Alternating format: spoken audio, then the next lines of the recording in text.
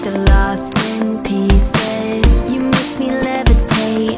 Somebody said it's fate. Somehow you always fix the broken pieces. You are the only thing that is benefit for me. And you are the only one that I ever thought I need. When I'm with you, I'm better forever with you. When I'm with you.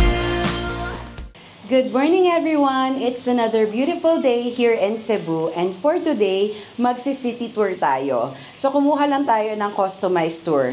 Like what I've said, very limited lang yung time natin dito sa Cebu. Siningit lang talaga namin to. So for today, sama kayo, gala tayo.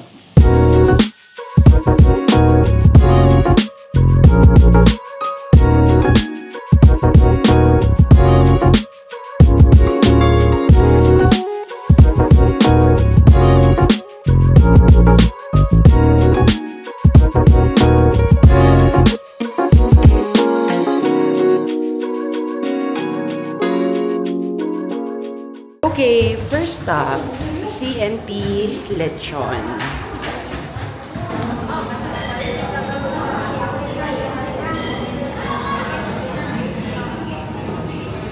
So, ito yung menu nila. Ang cute ng shape, oh. Ulo ng baboy. So, ang in-order natin, buti may available din na spicy. Isang regular, isang spicy. Tikman natin. Okay, nandito na tayo sa CNT Lechon. Ito naman yung titikman natin for today. Ito na yung order natin. Ayan yung order natin. So, we have the regular lechon, tsaka yung spicy. Tikman na natin siya. Alright, unahin natin yung regular. Siyempre, balat test muna. Uy, malasa ha? Sabi di ba nung driver, CNT daw, pura alat. So far, konti, medyo hindi na siya ganong kalutong. Pero sobrang lasa kagad. Maalat nga kagad yung nalasahan ko. Tapos konting hint ng tanglad. Ito yung laman. Oh! Ang sarap! Lasang-lasa mo nga yung alat, yung tanglad. Nahanap ko yung garlic, pero I like it. Masarap. Try naman natin yung spicy. Ito yung balat.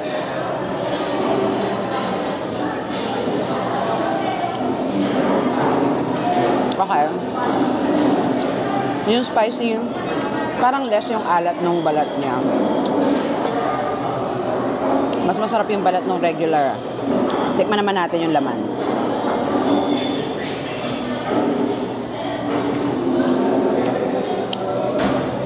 Maanghang. May konting amoy yung laman. Hindi ko alam kung dahil sa panimpla. So, itong spicy. Less alat siya. Tapos may kick. Naubo. Oh. As in sa lahat ng lechon na kinain namin so far, ito yung totoong may anghang. Too early to tell siguro, pero so far parang mas gusto ko to kaysa kay Ayer. Oo nga. Mas malasing balat. Tapos coconut to. Mas masarap, diba? Yan ba kay Ayer?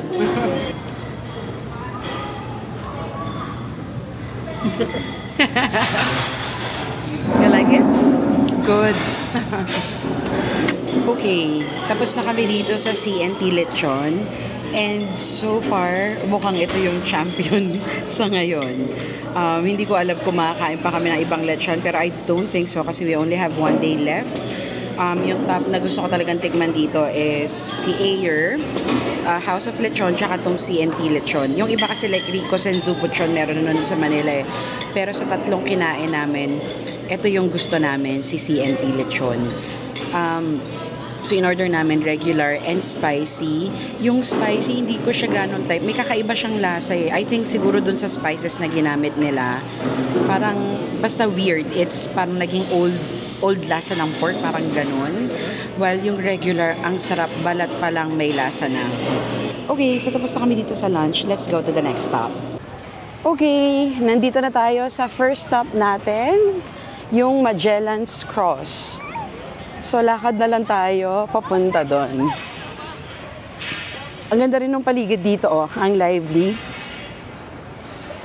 Kaya pala tapat ng City Hall pala to. Okay, so nandito na tayo sa Magellan's Cross. This was a Christian cross planted by the Portuguese explorers in 1521. So it symbolizes yung arrival ng Christianity dito sa Philippines. Pasok tayo.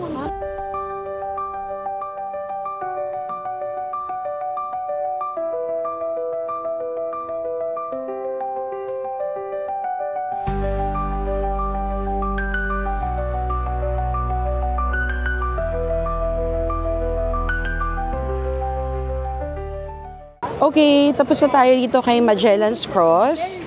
Punta na tayo sa Basilica. Okay, so dito na tayo sa Basilica Minor del Santo Niño de Cebu. Unfortunately, ang mga kasama ko ay naka-summer outfit. So, bawal yung shorts. So, ako lang makakapasok. I'll see you guys later. Yeah. Okay, so nandito na tayo sa Basilica Minor del Santo Niño, Cebu. It's the oldest Roman Catholic church here in the Philippines.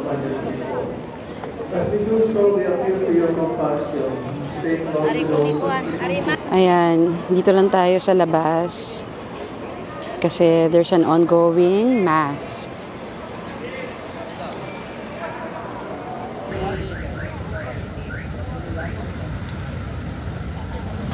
Okay, nandito na tayo sa next stop. It's Fort San Pedro. It's an 18th century Spanish fort.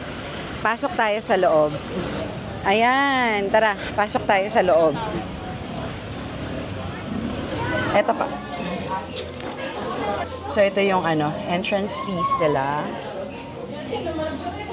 Ayan.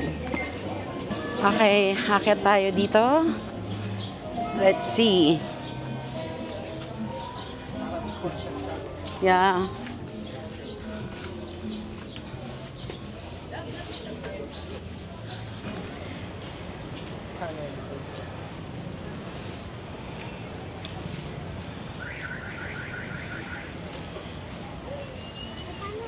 Paikot kaya to?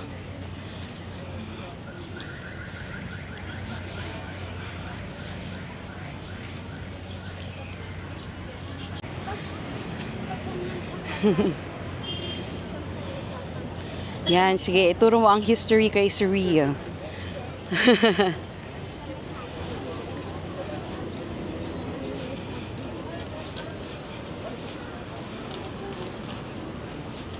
Is this closed?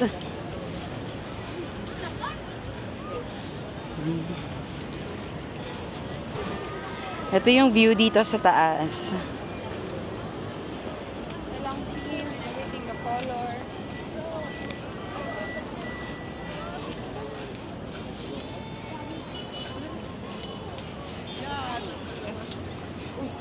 Maliit lang siya, no? Hindi naman siya sobrang laki.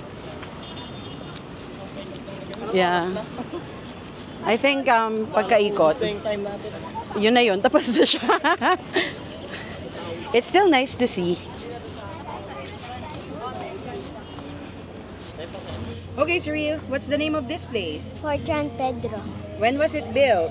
1565. Very good. Oh, this is your own field trip. Hindi ka?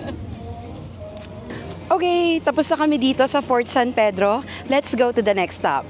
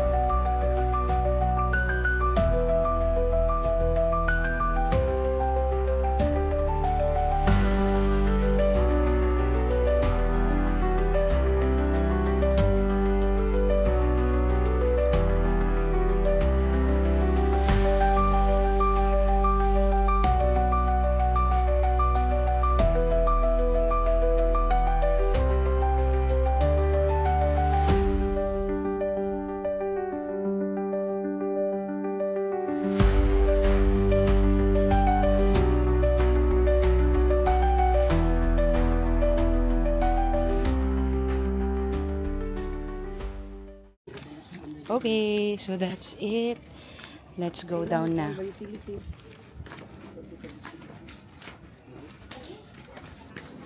Hindi rin naman ganun karami yung yung steps.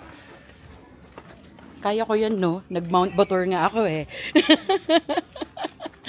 Kasi sa tayo dinaan ni Kuya. Doon tayo nag-start sa top, pababa.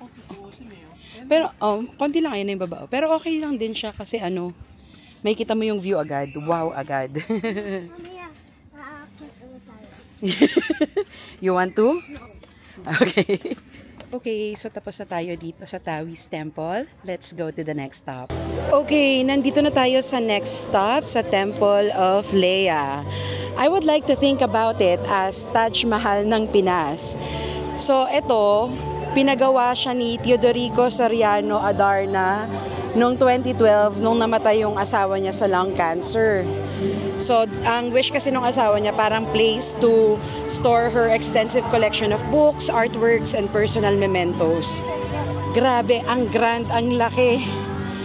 Si si Teodorico, siya, lolo siya ni Ellen Adarna. Grabe. Symbol of love.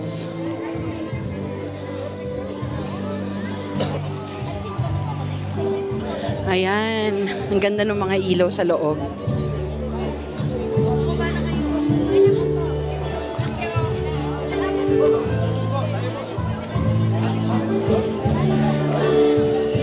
Oh.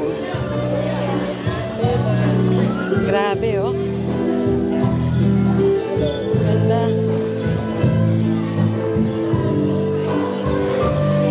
Siya ba si Leia? Siya nga.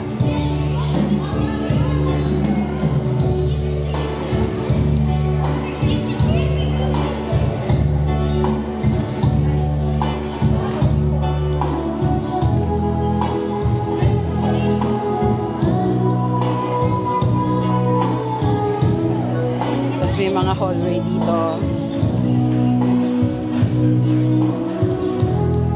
Pwede atang pasukin para makita yung ibang collections.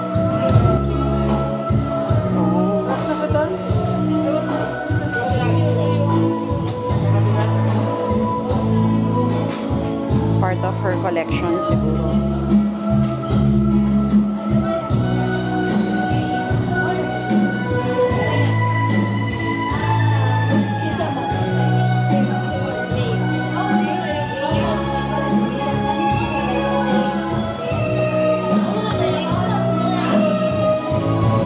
She likes books.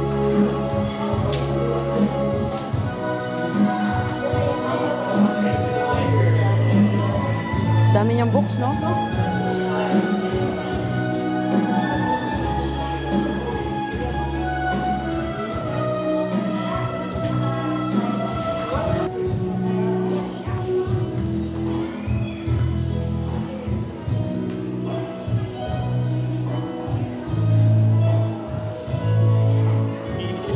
Oo. Yung mga collection niya. Okay, tapos na kami dito sa Temple of Leia. Grabe, nakakabilib din yung ginawa ni Teodorico para dun sa asawa niya. Medyo chaotic lang sa loob kasi ang daming tao. Tapos may background music pa. So, ang ina-expect ko kasi medyo solemn siya because of the context behind this structure. But anyway, that's it. We'll go to the next stop.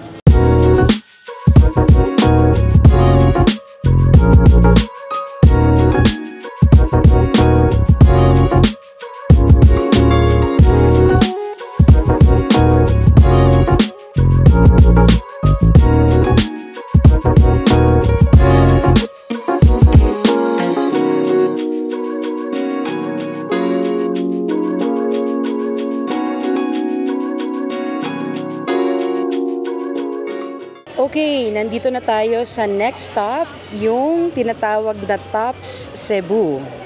Let's go.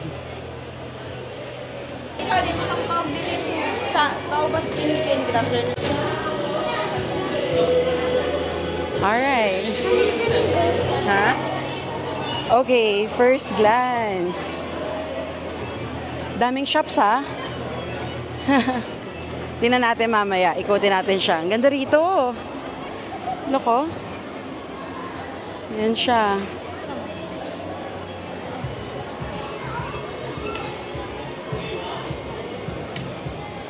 Tingnan nga natin yung view.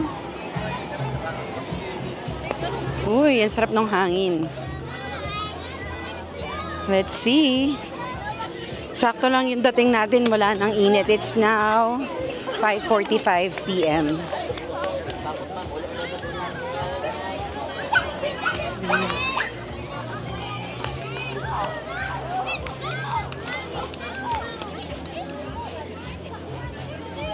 Wow, ganda ng view.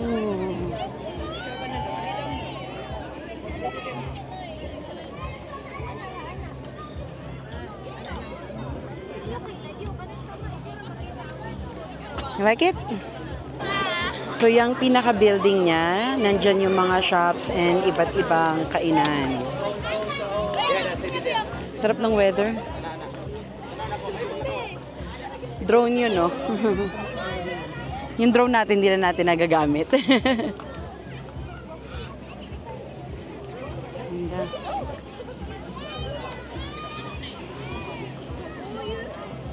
Mas maganda to sa gabi.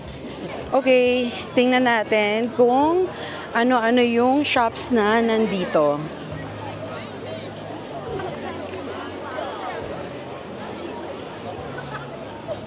Ooh, ano to? May entrance pa sa taas. May line eh. Let's check. Oo nga, dun ata siya. Entrance sa pinakataas. Oh, entrance nga siya dun sa Sky 360. Tapos, it's additional 50 pesos. Okay. Let's look at the shop. So, yun. Ayun, Sweet Alchemy. And then, dito, there's Boss Coffee. And then, Takoyaki shop. Uy, is this Elysian milk tea? It is! Bili tayo dyan mamaya. Tipsy Hut. Ano to? Oh, Thai barbecue. Eat all you can. Nimoy's Grill.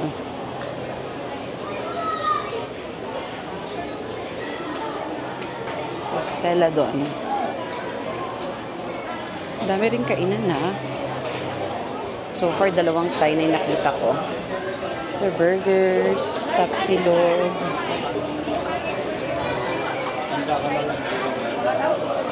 So, there's a steakhouse. Ang bango in fairness.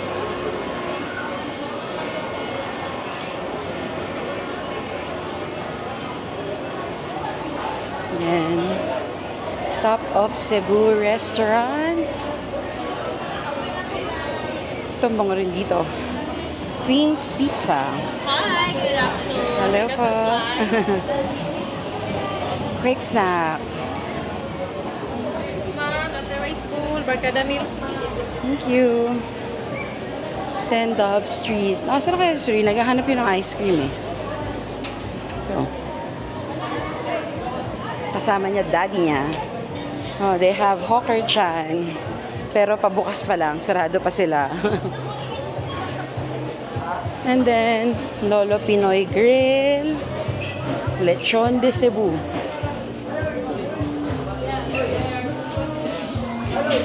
And then, Nara. Yan.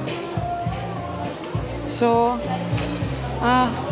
hindi na natin ma-access yung mga nasa taas. Snacks lang muna ng konti si Surreal. Sweet and salty as always. Popcorn, followed by ice cream. Maliki ice cream ako. Ang ganda ng background mo, tinan mo. Parang tunnel. Parang giraffe daw. Giraffe? Oh, okay. Hindi ko alam kung kita ha. Pero yung mga nasa second floor pala, ano lang siya, extension lang siya ng mga restaurant sa baba. Ayan, 50 pesos yung entrance dito pataas. Ito po. Okay, thank you. Okay, so, kung worth it ba yung additional 50 pesos? Yes, it is. I mean, look at this.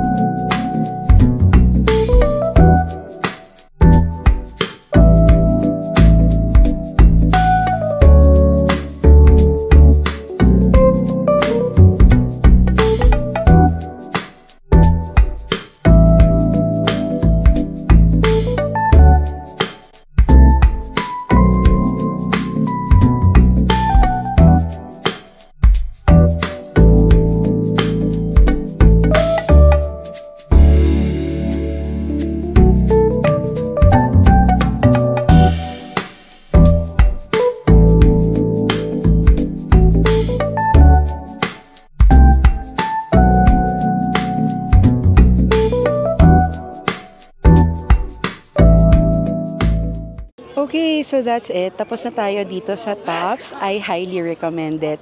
Worth it din yung additional 50 pesos na entrance para dito sa may Skyview 360. So anyway, let's go to the next stop. Okay, for our last stop for the day, dito tayo sa Sugbo Mercado. Dito tayo magde-dinner. Oh, ang saya ng atmosphere dito. Ang dami.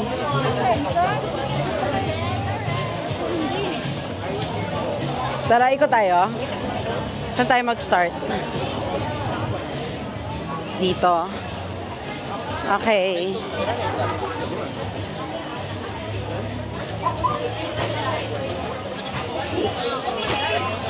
Mr. Bones.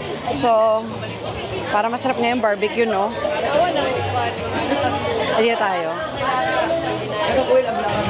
Ito, oh. Seafoods.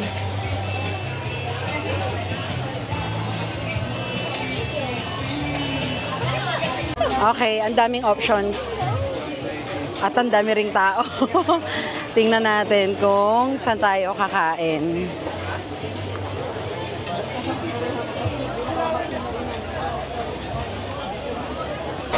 Ang laki nito, in fairness, ha. We might cover this in more detail next time. Pero for now, let's just find something to eat. Ayan, ang dami rin dito. Pero yeah, parang masarap. Parang gusto ko ihaw. Doon na lang. So ako na mag-order. Hanap ng tayupuan. Okay, let's find a seat. Okay, ito na yung order natin. So we have the pampano, pusit, barbecue shrimp, liempo. Sabi nila good for 1 lang pero good for 2 to eh. Pero 100 lang naman yan. At saka calamares. And ito yung rice nila. Grabe oh, inulan kami. Tingnan nyo. Ayan, ang lakas ng ulan.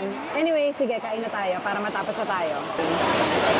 Grabe, ang hirap kumain ng umaanggi yung tubig. Ay! Nakatakot yung kidlat. Tikman muna natin itong liempo. Pero sarap liempo nila. Wala pang sauce yun. Malambot.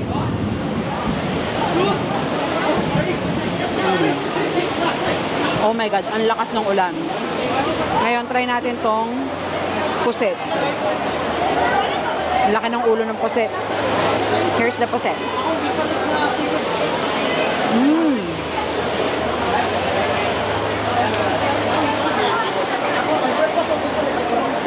Fresh siya, manamis-namis. Actually, so far ha, kahit walang sauce, masarap. Malambot din yung texture niya.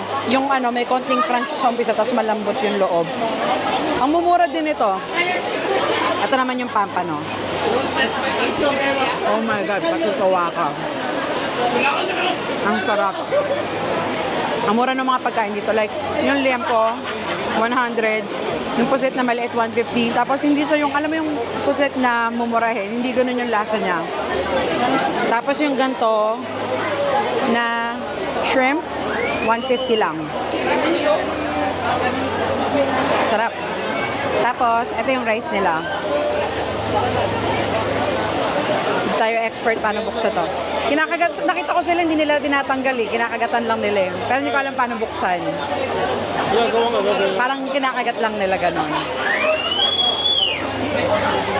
I don't know how to open this. Kahit saan, malambot naman eh. Oo nga. Kamusta yung texture nung kanin? Parang medyo suman na siya eh. Sarap? Medyo gano'n na yung kanin, no? Oo nga. So, good, diba? Ang sarap. Ayan, yung pampano. Sarap, diba? Kahit walang sausawan. Yun yung magic word. Walang lasang lupa. Eto, try natin ito. Bango. Oh my gosh. Feeling ko manamis na miss to. Ang fresh ng mga seafood eh. Mahilig ako sa shrimp, pero ito yung ayoko, yung magbabalat.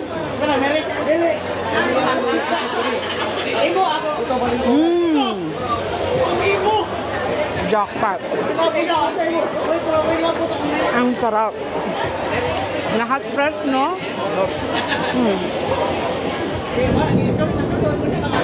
So anyway, habang kumakain kami, kamusta yung tour? Na-enjoy nyo ba yung tour? Yeah. For me, sulit na sulit yung tour. Ang binayad lang namin doon, 1,160 per person. Tapos, customize na siya. Mapupuntahan nyo yung mga gusto nyong puntahan. So, sulit na sulit siya. Like, ang dami namin nagawa in one afternoon. Also, dito sa Sugbo Mercado, chaotic siya pero masaya yung vibe. Masaya. Lalo na siguro kung hindi umulan. Umulan kasi kaya nagsiksikan yung mga tao. But anyway, kakain na kami. There's no more activity for the day. Pagkatapos ito, babalik na tayo sa hotel. So that's it for today. We'll see you tomorrow.